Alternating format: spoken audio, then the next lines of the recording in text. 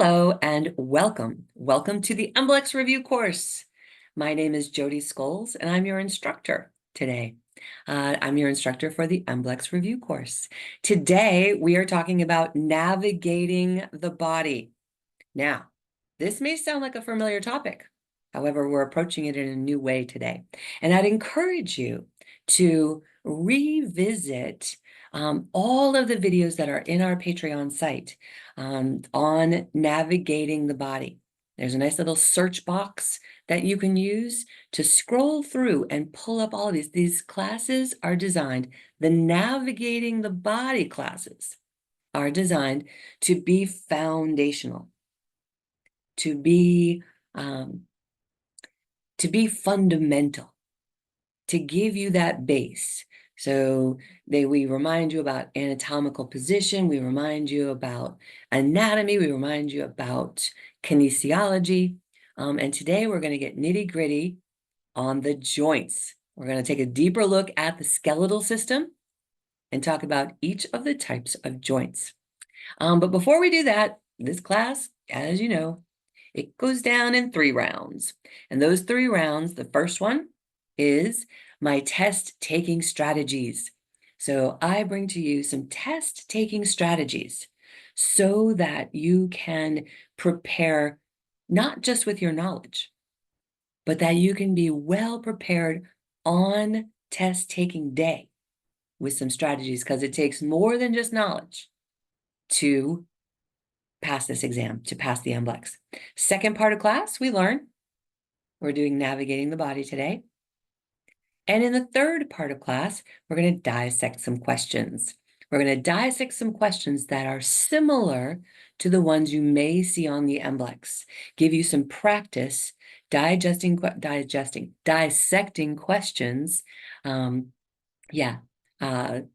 for the MBLEx. So practice on rational thinking. And you get that practice by taking practice exams as well. You get that practice by taking practice exams, by taking quizzes, in the online learning center, maybe through an app. But we're going to dissect some questions together. So those are the 3 parts of class. Let's get to it. My test-taking strategy for you today is to understand the concept of doing meaningful homework. Many of you guys, as graduates of massage school, have entered this program because, and you've said to me at different times, I've heard this over and over again, oh my gosh, what in the world do I study? What in the world am I supposed to be studying? There's so much. I've got my books from school. I've got the AMTA app. I've got the ABMP app. I've got the MBLEx study guide.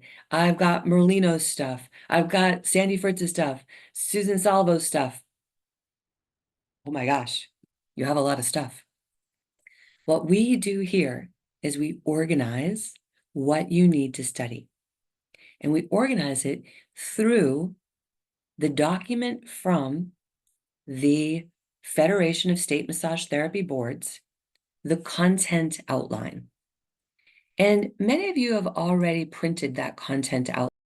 Navigate. So when you go to the Federation's website, it's going to look like this. And you can hover over, see I'm using my cursor, hovering over exam, and we can go to exam content. This tells you exactly what's going to be on the MBLEx. Now you've got to scroll down, doesn't just pop up for you, but you see content outline. It's kind of hidden.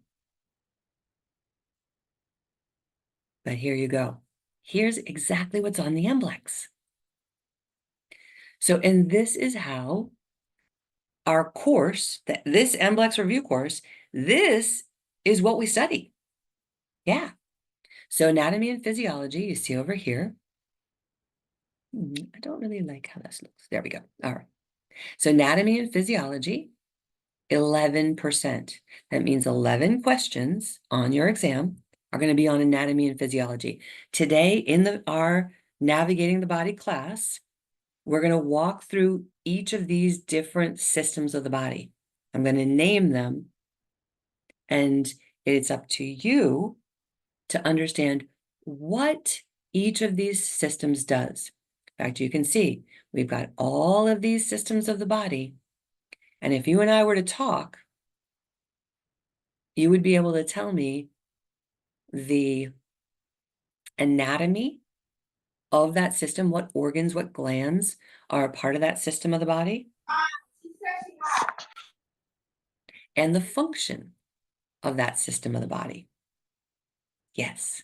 And so in anatomy and physiology, you would tell me the organs that are involved in the system of the body and the function of those organs. So let's just take a look. Cardiovascular, heart, right? Heart, veins, arteries, the capillaries, and what does that cardiovascular system do?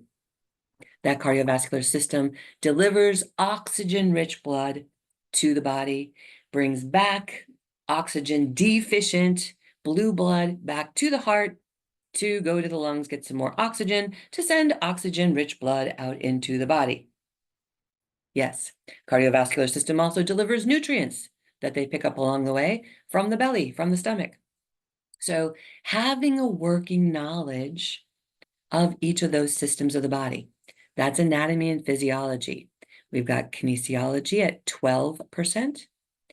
We've got pathology, contraindications, areas of caution, and special populations at 14%. And if this is the first time you're seeing this outline, rest assured, I will attach a copy of this outline to our class today. So when you revisit the Patreon site and you see Navigating the Body, joints, at the bottom there'll be an attachment. It'll be this content outline. I can just sense that some people are furiously writing, oh my gosh, what is this? How do you know this? Yeah, this is both online at the Federation's website, and it'll be attached to the class today. It's attached to a bunch of classes, to be honest, because I like you to have a copy of it. So benefits and effects of massage, 15%. Client assessment, reassessment, treatment planning, 17%. Ethics, 16%. Laws, regulations. And then finally, guidelines for a professional practice. Yeah. So this is what's on the MBLEx. And this is what this MBLEx review course is based upon.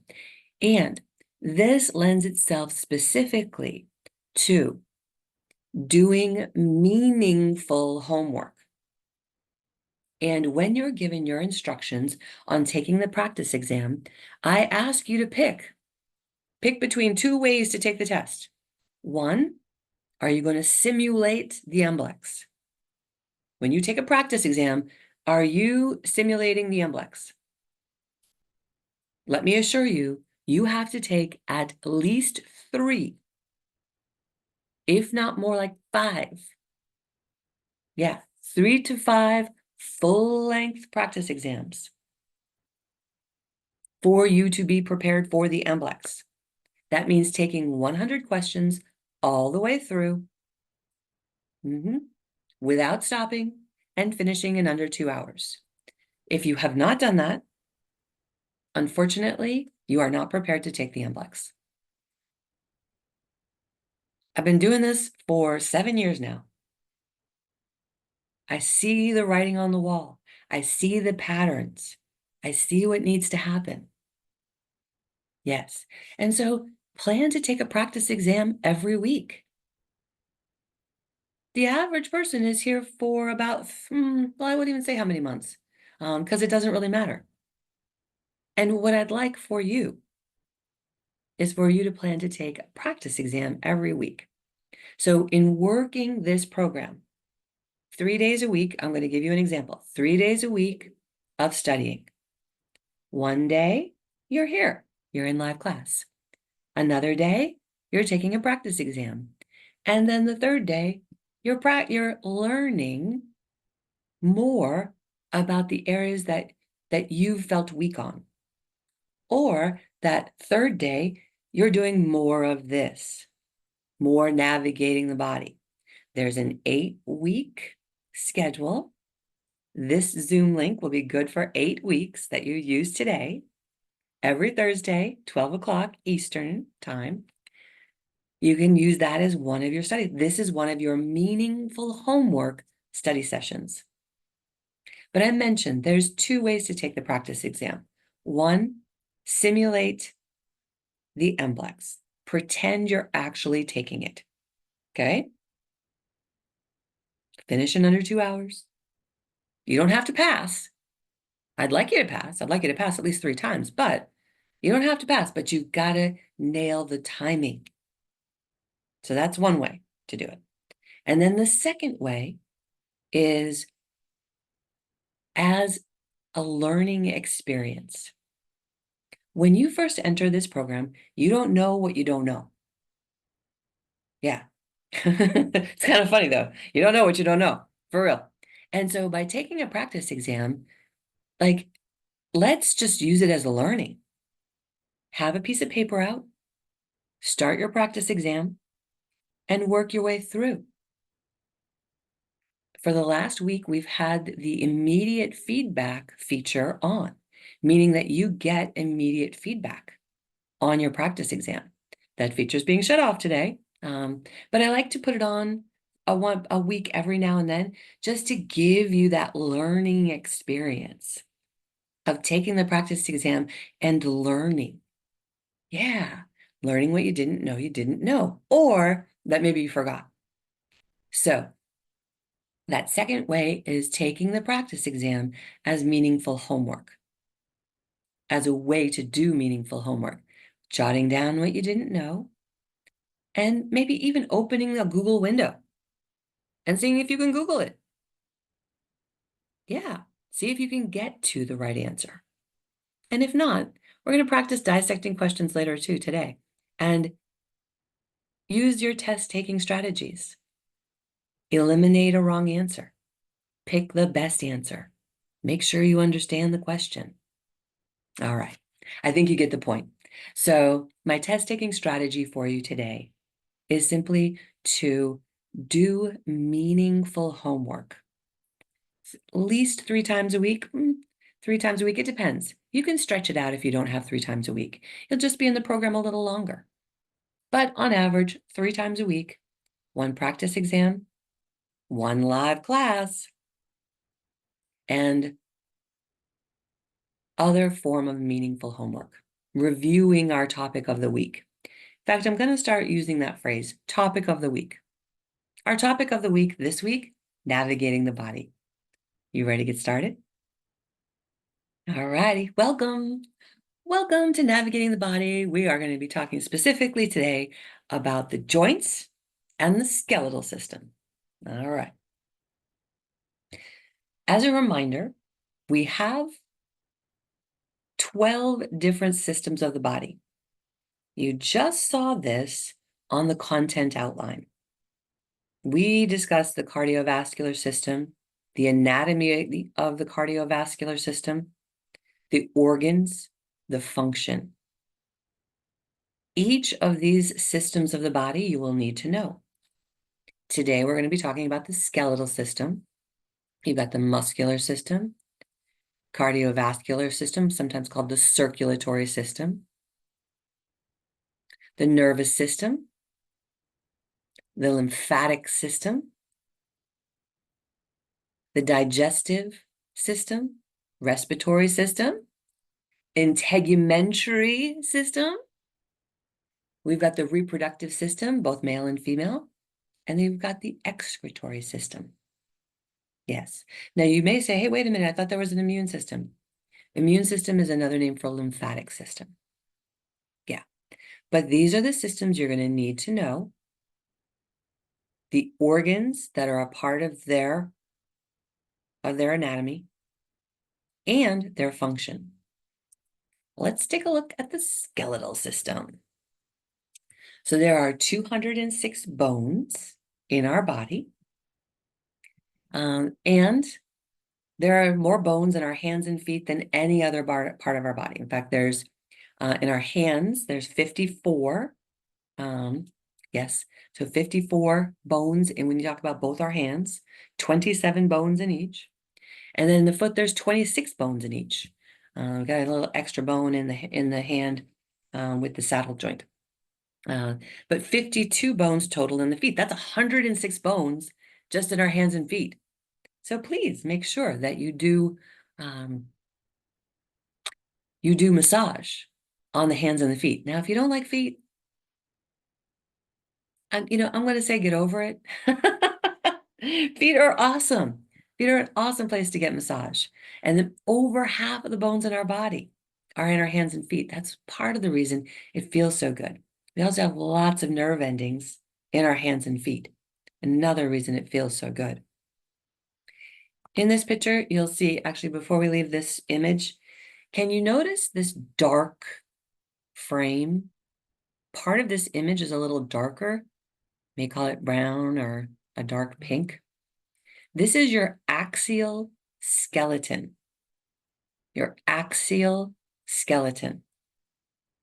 As we look at the next slide, you will see your appendicular skeleton. Yes, so axial skeleton is the skull, the spine, and the rib cage, sometimes called the thorax.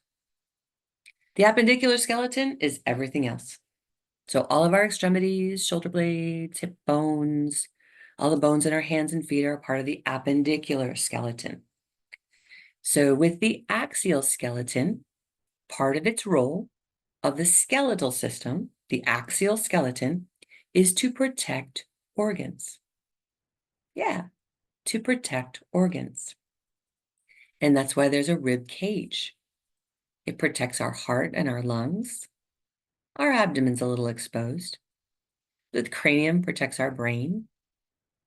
And so part of the role of the skeletal system, the axial skeletal system, is for protection.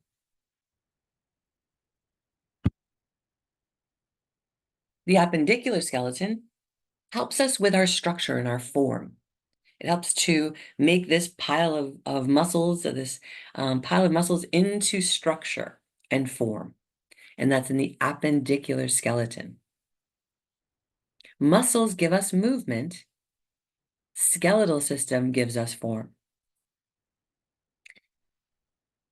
The skeletal system is important because where bones come together, they are attached bone to bone with ligaments. So ligaments attach bones to bones. Tendons attach muscles to bones. That's a different conversation.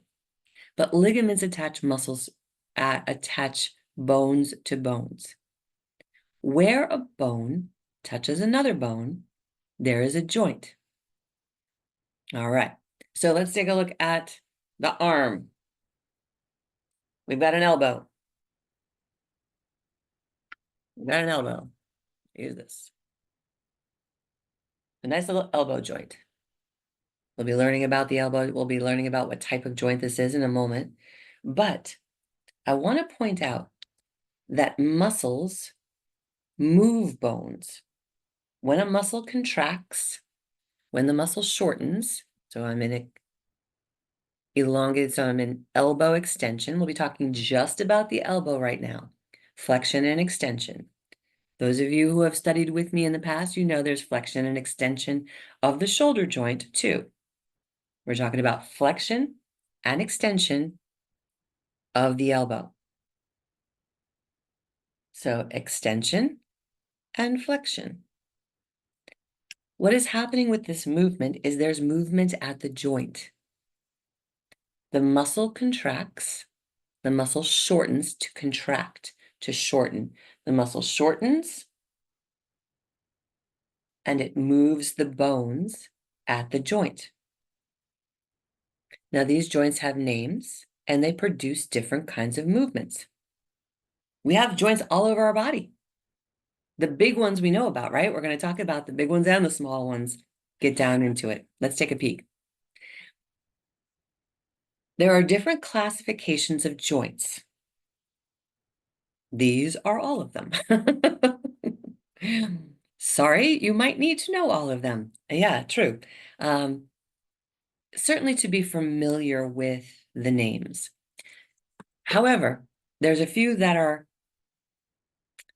often on the MBLEx. So with the fibrous joints, let's start over here. These are under the category. So we've got two ways we talk about joints. We talk about their structure, how they're structured, how they're made, or we talk about their function. Most of us think about function of joints, right? The movement. But synanthrotic joints, so we're starting here with the classification, the functional classification right here. Synanthrotic joints are very fibrous. One that you'll probably recognize is the suture. So the sutures are in our cranium. When we looked at this, even that one shows it. So in the cranium here, you see these zigzag lines? When a baby is born, those zigzag lines are soft. In fact, babies are said to have a soft spot right on the top of their head. That's where several sutures come together. These are sutures. Now, do those sutures move? Do they move like the elbow joint inflection and extension? No, no, no, no, no, no. If those joints moved, if sutures moved, the brain would fall out.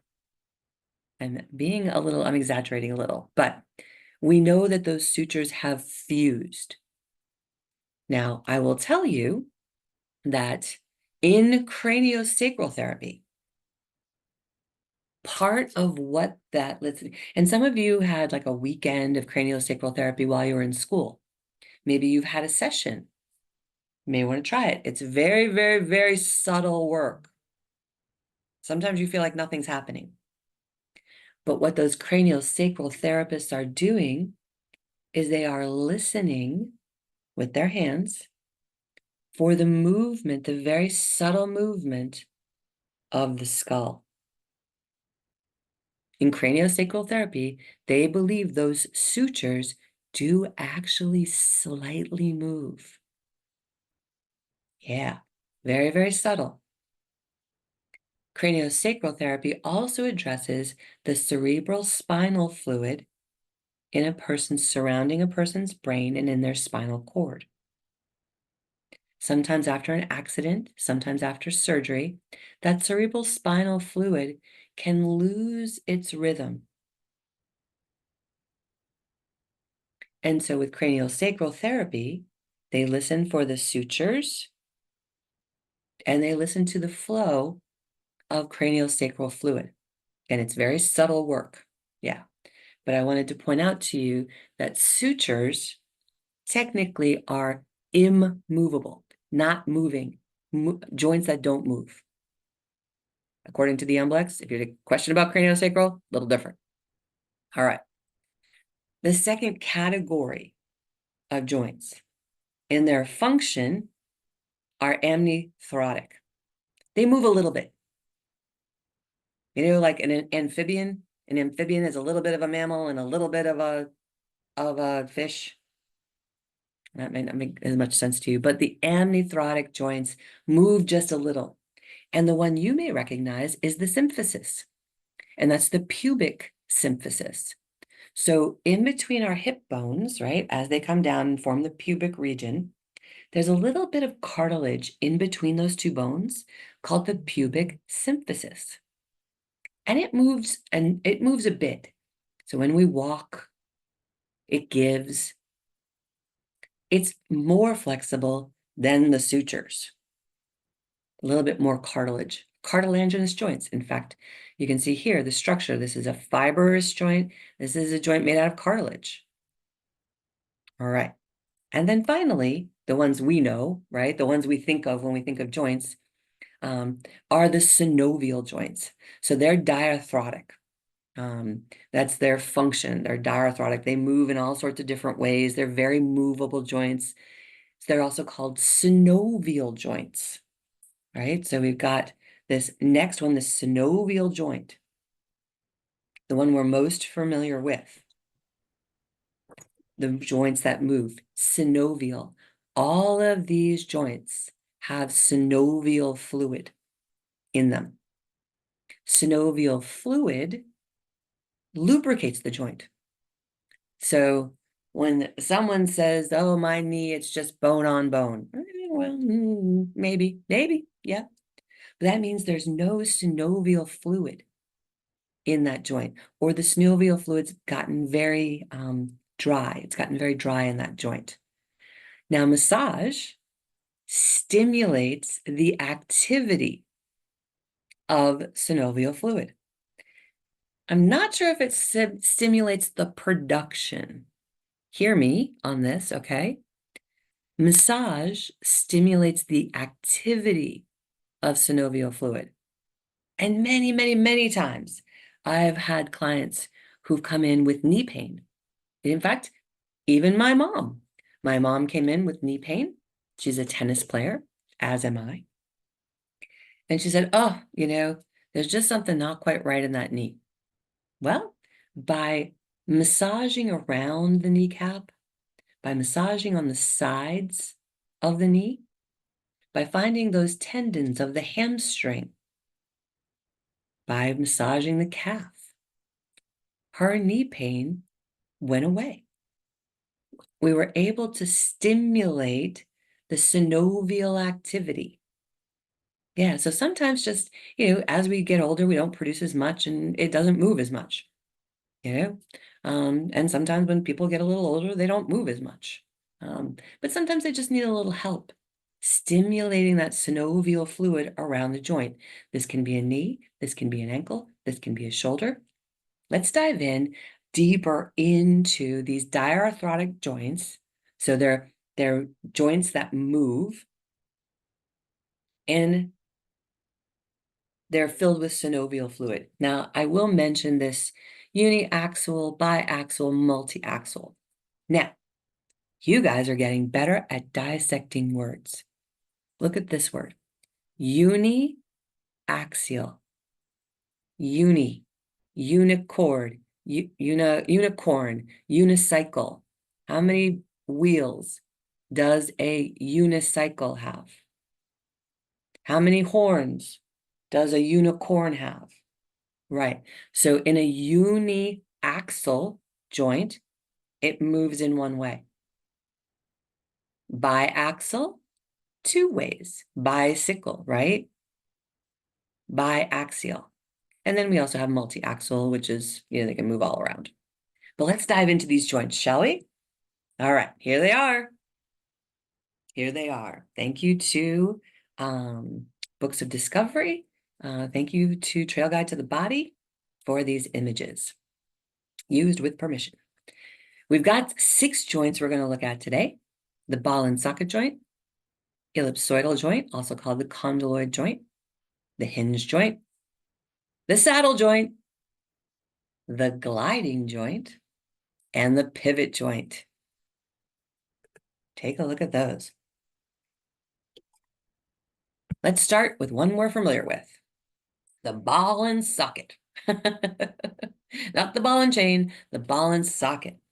Beautiful image here of the acetabulum.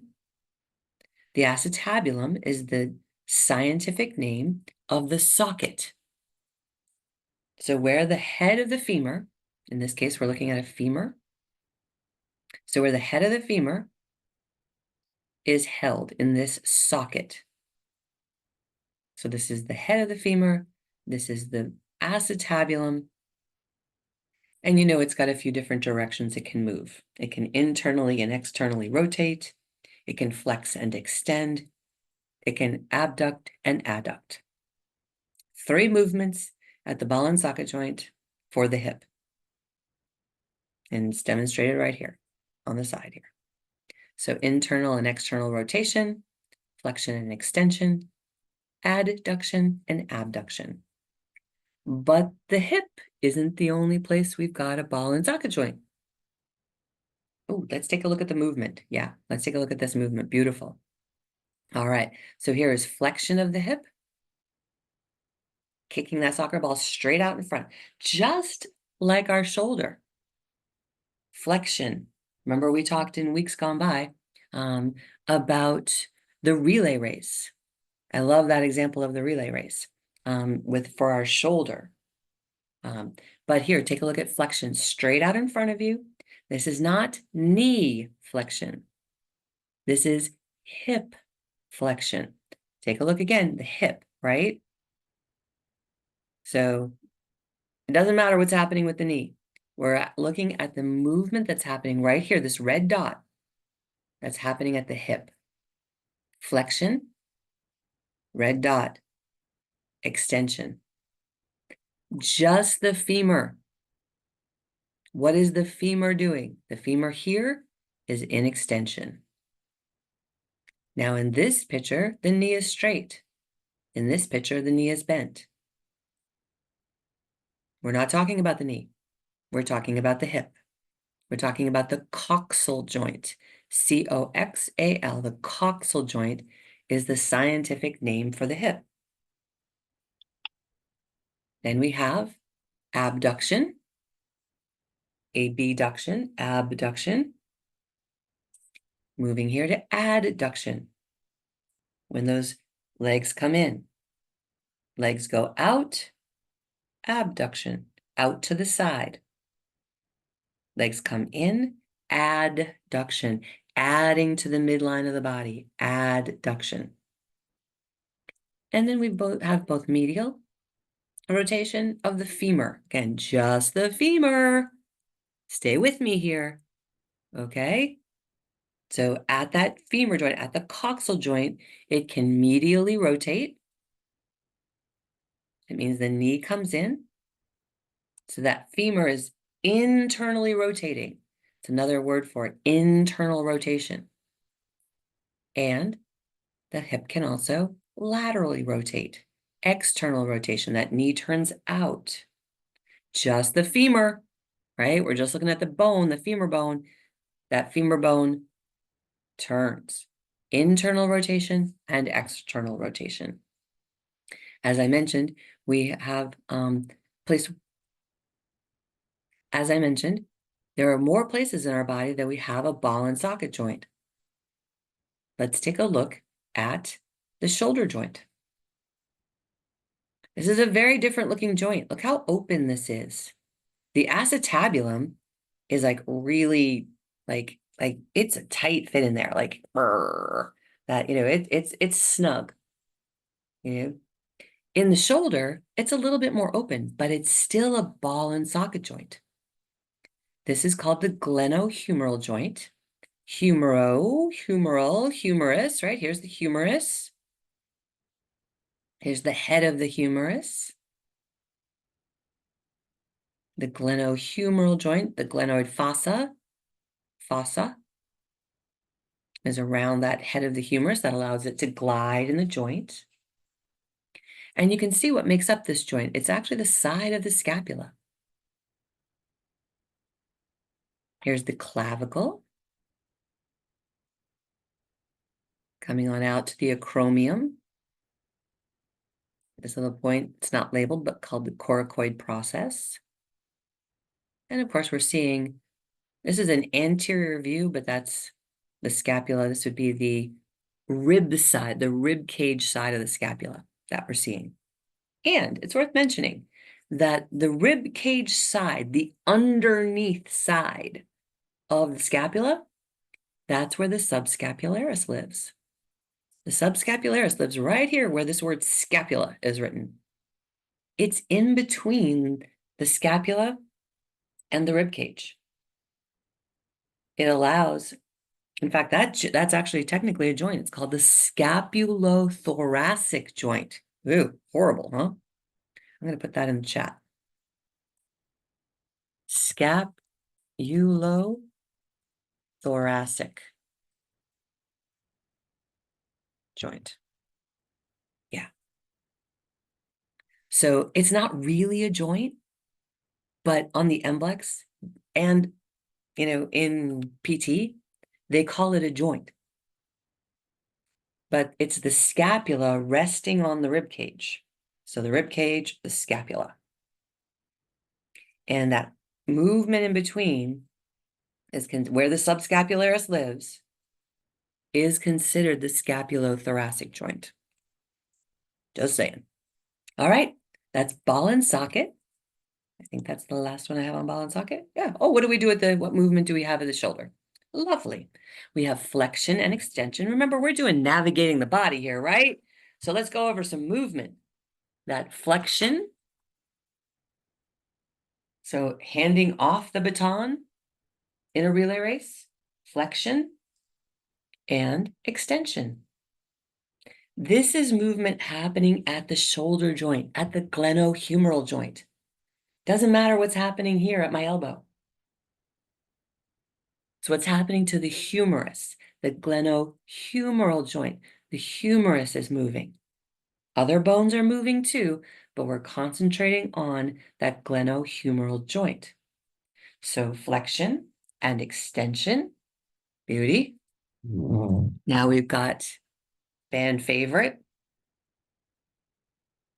abduction, abduction, moving out, adduction, moving back in. And this is in the frontal plane, right? So by our side. And we've got another type of adduction, an abduction. We don't just do this with our arms, right? Sometimes we do this. Ooh, almost knocked over my water. Sometimes we do this. This is in the horizontal plane. And therefore, this is called horizontal. Remember the horizon? The sun comes up, the sun goes down on the horizon.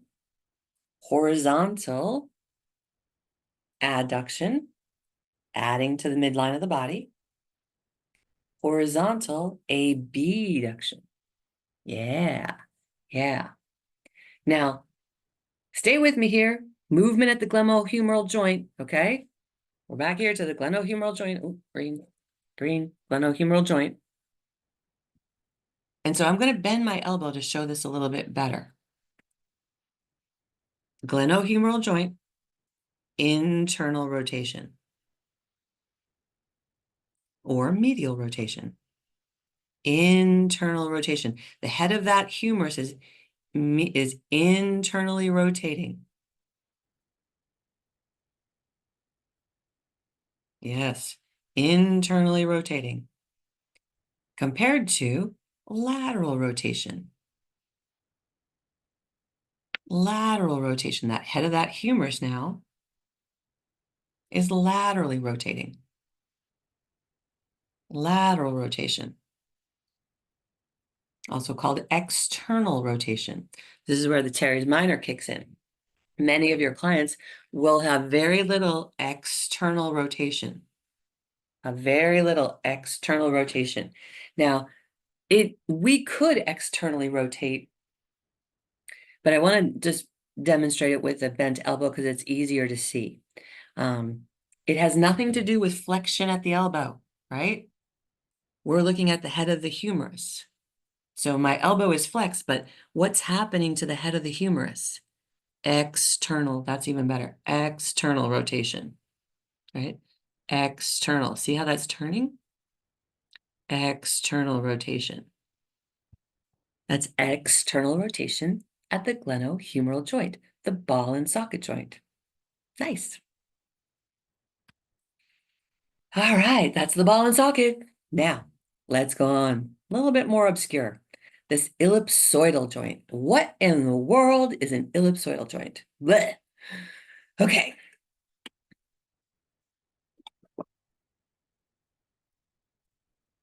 Ellipsoidal joint actually looks like a skittle or a football or a watermelon.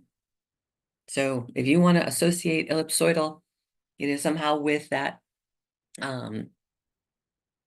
with that shape, that football shape, Skittles, watermelon, yeah.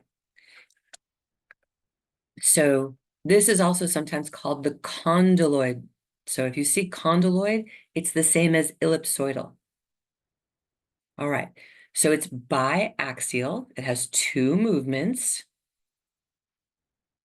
and it allows actually movements in an angular. So we are not talking about, so we're talking now about, I'm going to show you the metacarpal phalange joints. So remember carpals, right? Carpals, metacarpals, phalanges, fingers, right? So fingers can do this. They can do a circle. That makes them an ellipsoidal joint. So fingers, our knuckles actually, these are hinge joints, but these metacarpal phalange joint. So these joints right here. So knuckle sandwich joints. These are all ellipsoidal because we can do, but it's just these joints. Now this one's special. We're going to come back to the thumb. It's not ellipsoidal. It's saddle, right? But these, because they actually are pretty uniaxial, but not all, I can't do everything. So I guess they call them biaxial. Yeah. So that's the ellipsoidal joints here. And I think we have another example. Good. Oh, yes, yes, yes. Take a look. All right, so here's our carpals. Here, right here. So this is, see the wire that holds the skeleton together? It's these joints right here where that wire is. These are the condyloid joints. And then we do have a condyloid joint, not in the carpals, okay? Below the carpals. So we've got the carpals here. Actually, the carpals are really up in here. The carpal ligament is here. But where the radius and ulna hit the carpals, so where the radius and the ulna, thumb side is ulna, pinky side is radius, where the thumb and where the radius and the ulna hit the carpals. This is also an ellipsoidal joint. We can do flexion, we can do extension, we can do adduction and abduction. Be careful if you're talking about the wrist and adduction, you got to be in anatomical position, right? So in anatomical position, I'm going to skip to an advanced. This is anatomical position, right? Arms by my side, palms facing forward. The wrist does abduction. The wrist does adduction. The wrist does flexion. The wrist does extension. But you've got to go from anatomical position.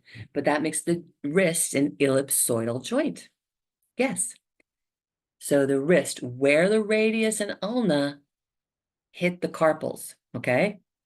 The carpals are a different kind of joint. We're going to talk about those in a minute. In fact, I'm just going to show you. We'll talk about those in a minute. You'll see this slide again, and it'll be all filled in, okay? But for now, I just wanted you to focus because sometimes we don't know where places in the body where there are ellipsoidal joints. It's a little bit obscure, right? But it's the joints that let you do this kind of movement, and they're shaped a certain way as well. All right, but let's move along because we've got another one, a little bit easier one for you now, the hinge joint. Ready? All right.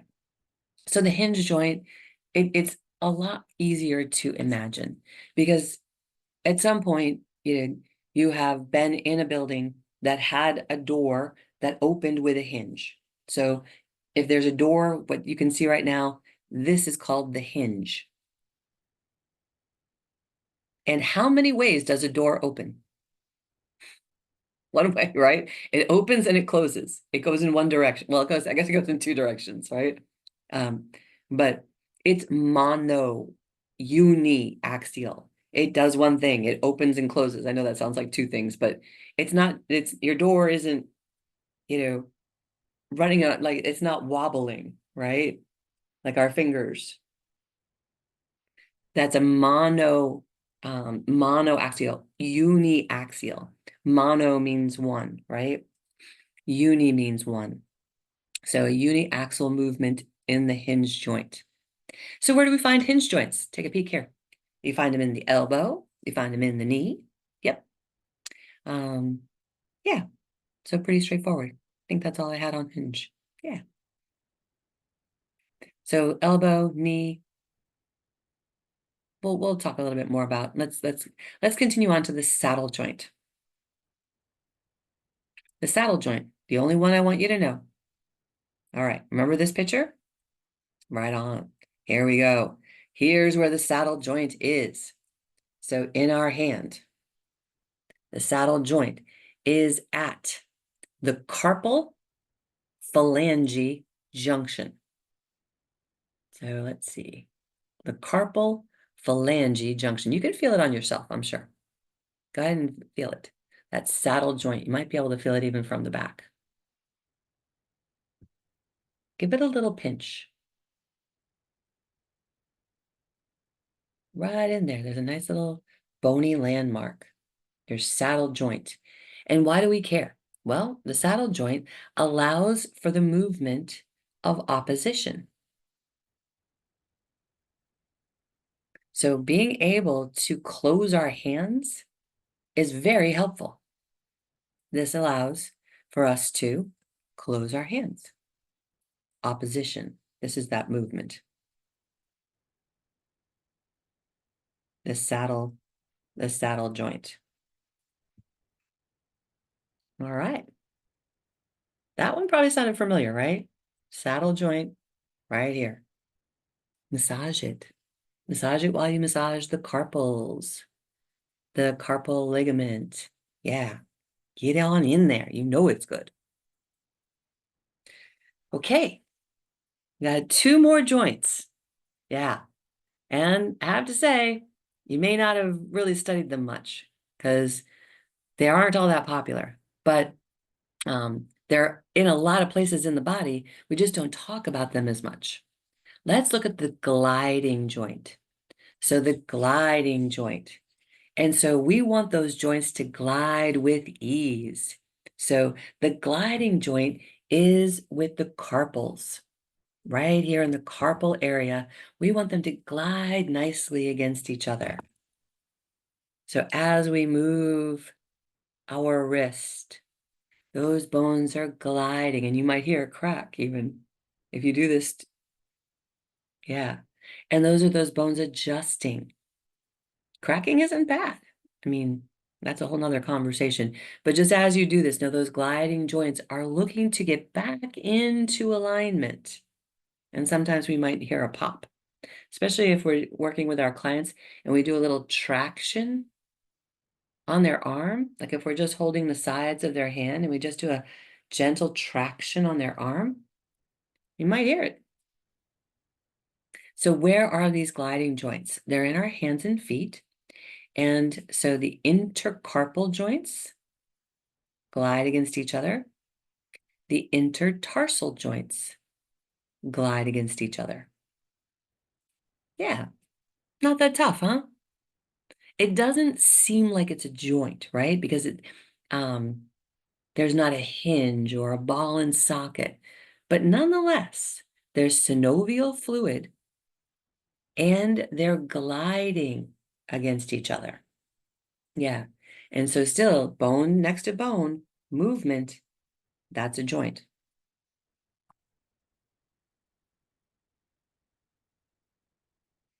This I thought was a great time too, because we've got our our gliding joints here in the foot. Those gliding joints make up the transverse arch. So we think of the lateral arch, but we also have the transverse arch, and you can see those metatarsal bones there. And I brought this slide up today because there's a word called the talocrural joint. All right. Technically, it's the ankle, but you might see it on the MBLEx as talocrural, right? Talus. Yeah. So talus is one of the bones right here, this bone that the tib fib articulates with to create the ankle. Now, you would think it was called the tibiotalo joint, but it's not. So talocrural, for whatever reason, that's what it's called. But it's the intersection, articulation, or intersection of the distal tib fib. Tib is the big bone in the lower leg.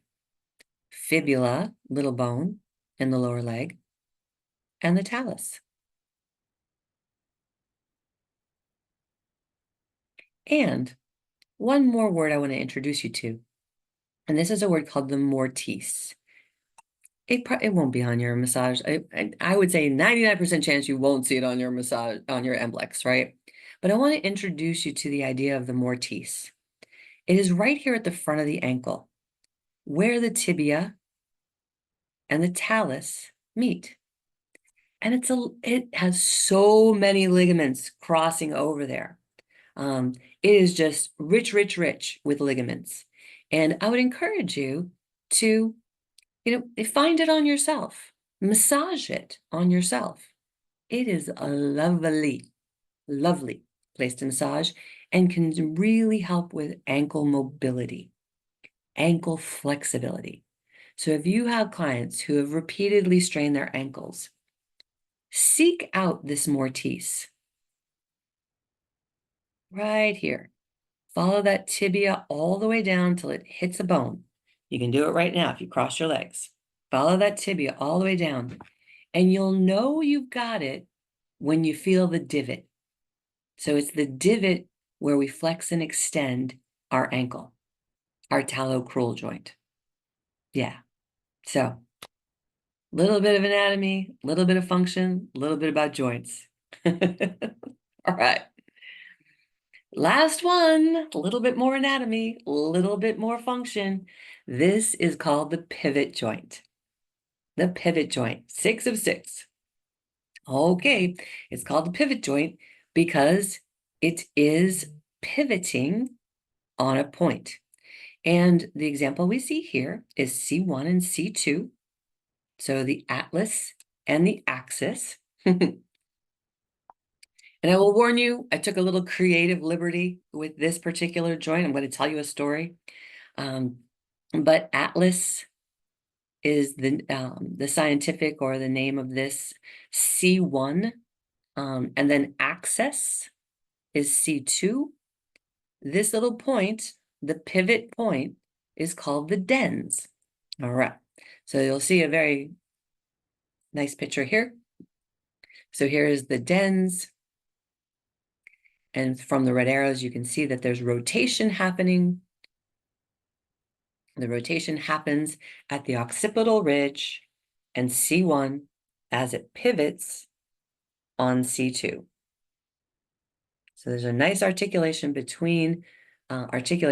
intersection between the occipital ridge and C1, and it rotates around that pivot point, the dens. Now, the atlas also has its history in mythology. And I just wanted to tell you this story because I found it beautiful and fascinating. So Atlas is also a character in Greek mythology who put the weight of the world on his shoulders. And that's why in anatomy, that first bone under the occipital ridge is called the atlas. Yeah, it supports the skull, which is the weight of your personal world on your shoulders. Now, one more picture from here, because of course, when I was looking up Atlas, I thought, wait a minute, wasn't it Hercules? Didn't that have something to do with Hercules too? Well, Atlas is the name of the bone, but Atlas and Hercules had a bet. He went and got some golden apples. If you want to read through this later, you can.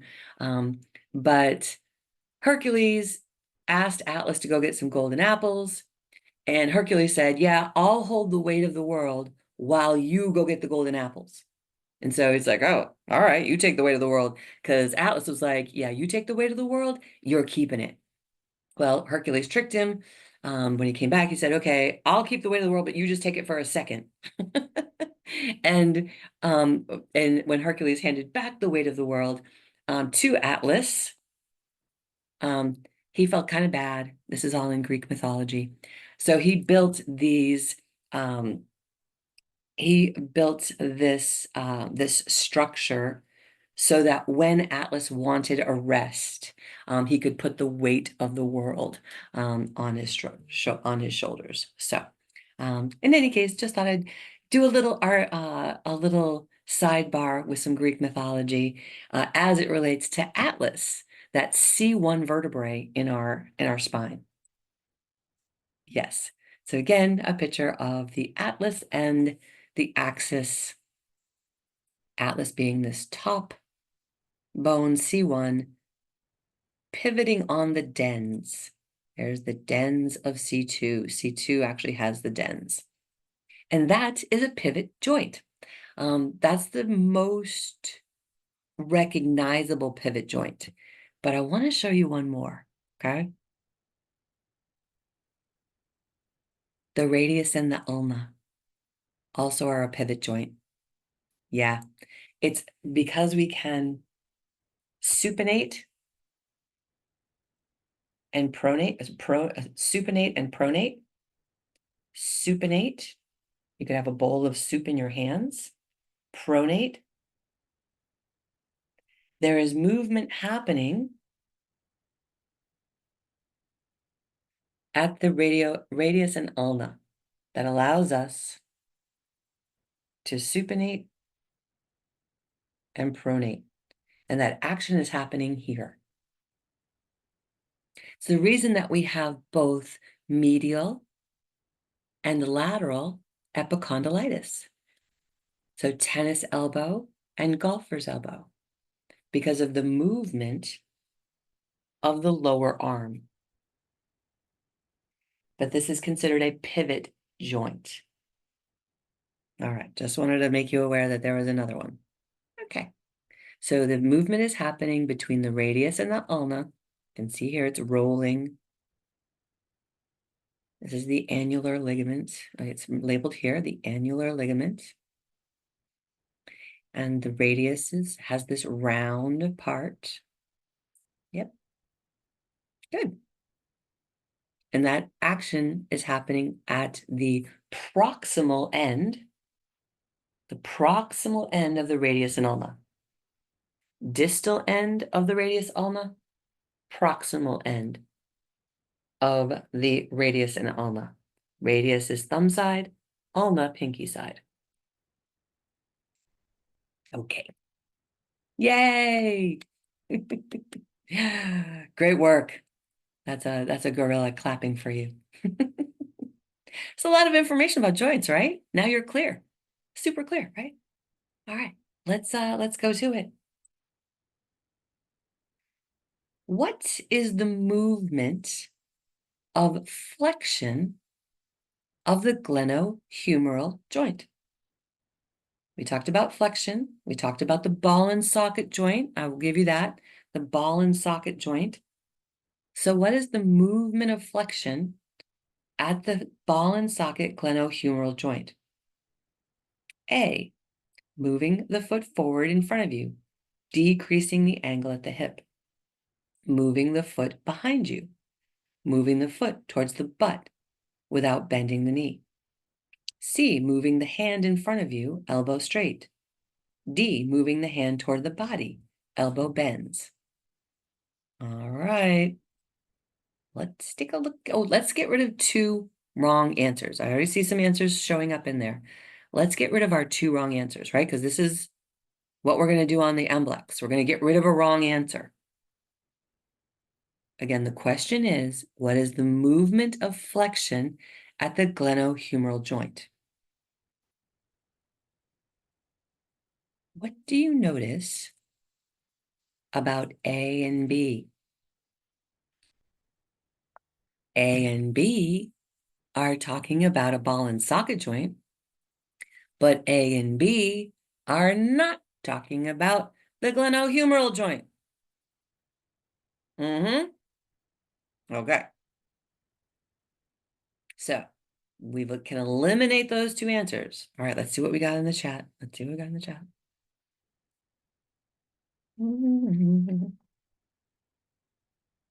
Love it.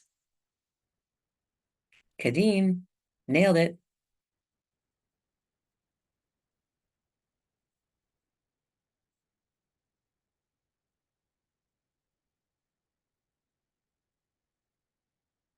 Be careful. CJ, you got it. Ms. V, you got it. Good. Diane, you got it.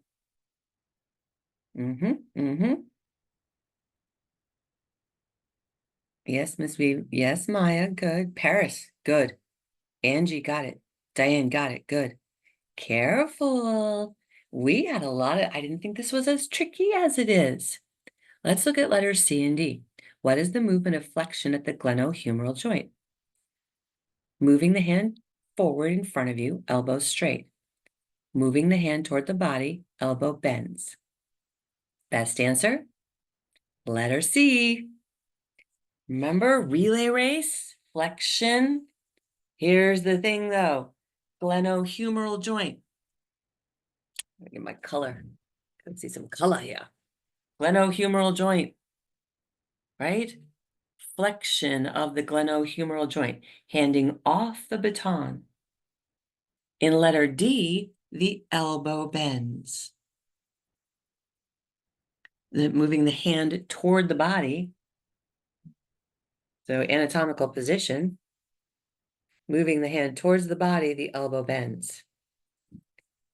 That is flexion. You are correct, but it is flexion at the elbow. Flexion at the elbow. Careful, careful. Careful, careful. All right, next question. Oh, look at that. See, there we go. Flexion and extension. Yeah, love it. I forgot I stuck that picture in there. Love this picture so much. Thank you for the credit for Getty Images on Who Is This? The Great Britain relay team, female team. All right. Next question. A saddle joint is found in the blank part of the body. A saddle joint is found in the blank part of the body. A, the ankle.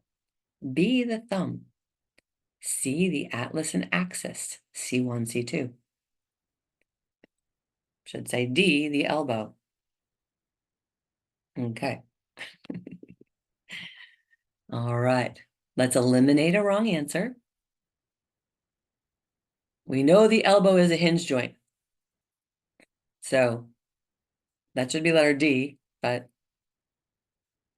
elbow is not the correct answer where the saddle joint is. Ready?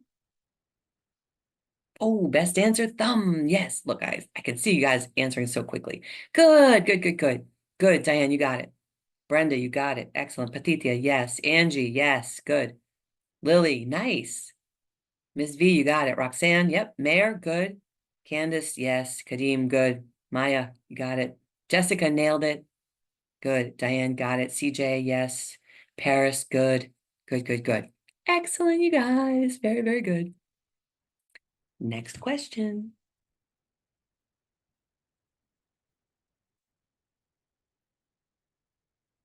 The wrist is a complex system of bones. The carpal bones are known as blank joints. The carpal bones are known as blank joints. The wrist is a complex system of bones. The carpal bones are known as blank joints. A, ellipsoidal. B, condyloid. C, hinge. D, gliding. The wrist is a complex system of bones. The carpal bones are known as blank joints. Can we get rid of one? Can you get rid of one? Let's get rid of the hinge joint. Nope, carpal bones are not hinge joints. All right, let's see what we got in the chat. All sorts of answers coming in. Oh, oops, what did I do? Oh, I went backwards, sorry. And it's not a hinge joint. Okay, now I'm here in the good.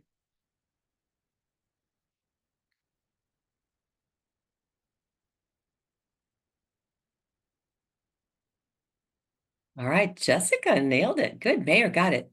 Paris, you're in. Sharita, good. Roxanne, nice. Angie, swing and a miss on that one, sorry. I thought it, Petitia got it. No, no, no, where am I? I'm so sorry, you guys. I'm having trouble navigating. There we go. All right. Maya nailed it.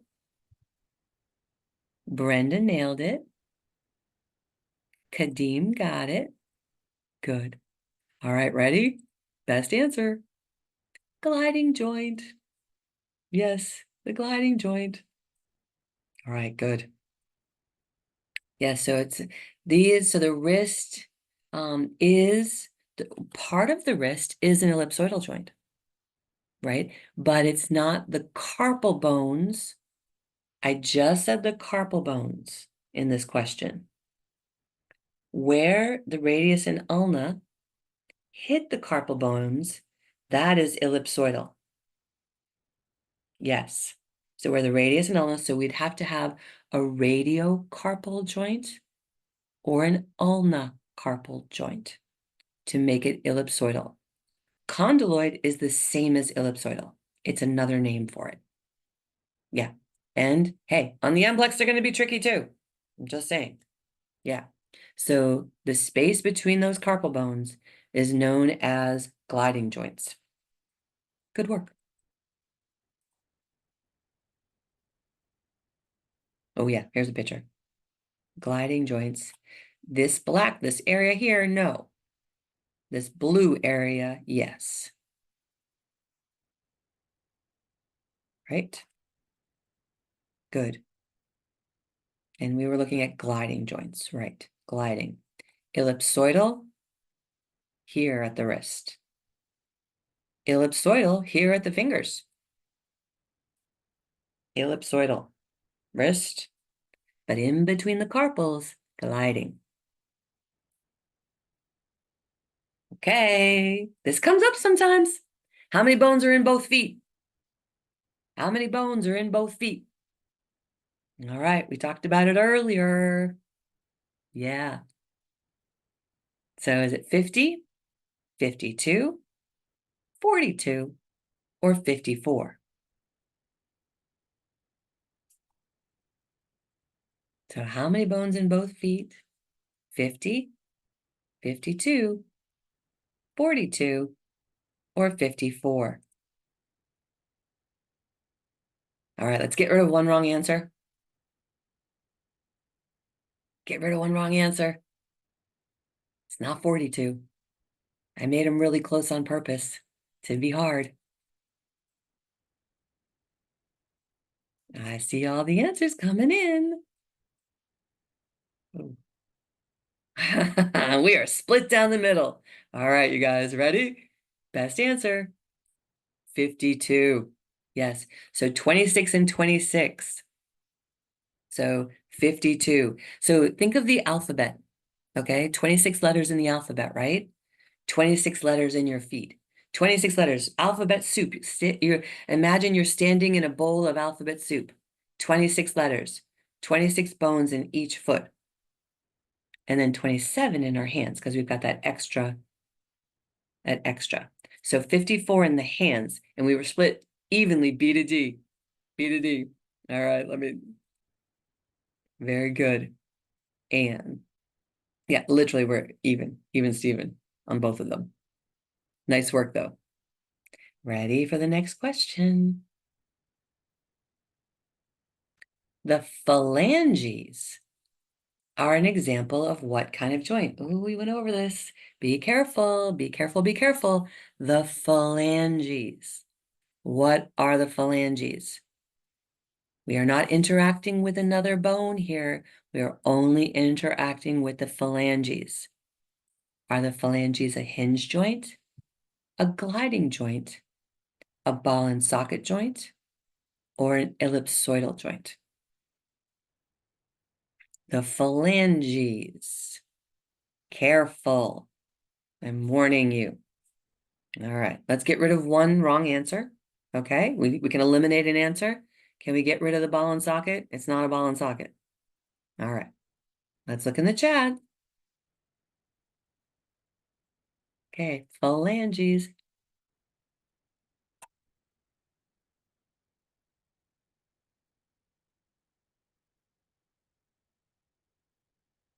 Let me get down to the bottom here. Brienne, you nailed it. Nice. uh, Diane, good. Patience, nailed it. Good, welcome. CJ, you're in. Yep. Sharita nailed it. Mayor nailed it. Good, good, good, good. All right, any other answers? Paris got it. Yep, got it. Good. Roxanne, you got it. Yep. Phalanges are hinge joints. The phalange part, just this part, not this part, right? The knuckle sandwich is an ellipsoidal joint. Knuckle sandwich is the ellipsoidal joint. We used to say, like when we were boxing, give them a knuckle sandwich, right? That's the ellipsoidal joint. These guys up here, hinge joints in the phalanges. I know. Hey, we got to learn it. Got to learn it. You might be asked about it. Final question. Please name the ball and socket joint. Please name which of these are the ball and socket joint. Is it your knee? Is it your elbow? Is it your shoulder? Is it your wrist? Okay. Ball and socket joint. I'm gonna let the answers come in. Come on, come on, come on. If you are able, if you're participating and answering in the chat. Very good, Paris. All right, let me start at the top. Yes. All right, CJ, got it. Diane, got it. Brienne, nailed it. Diane, yes. Mayor, yes. Jessica, yes. Kadeem, thank you. Angie, yes. Lily, yes. Patithia, yes. Yes. Paris, good. Miss V, nailed it. Brenda, yep. Sharita, yep. Roxanne, good. You weren't fooled. Good. Let's eliminate a wrong answer. It's not the knee and the elbow, because those are hinge joints. Best answer? Bang. Shoulder joint. Ball and socket. All day, every day. Yay! Woohoo! Goodness gracious. That was quite a bit.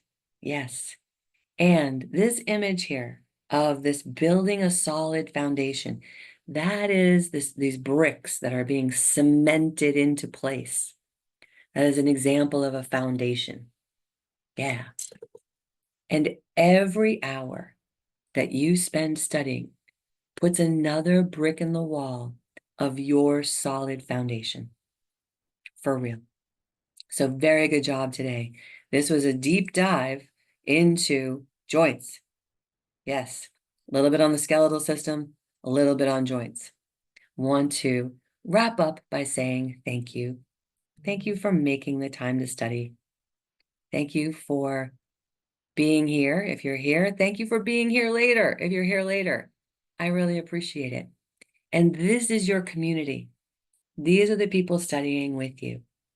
And we're so grateful to come together as like-minded professionals looking to provide the best service, the best in massage therapy. So I'm going to sign off for now on this class. My name is Jodi Scholes. I'm your instructor for the MBLEx review course. I hope you have a fantastic 24 hours. I am stoked to support you on this journey to becoming a licensed massage therapist. Good job today. See you soon.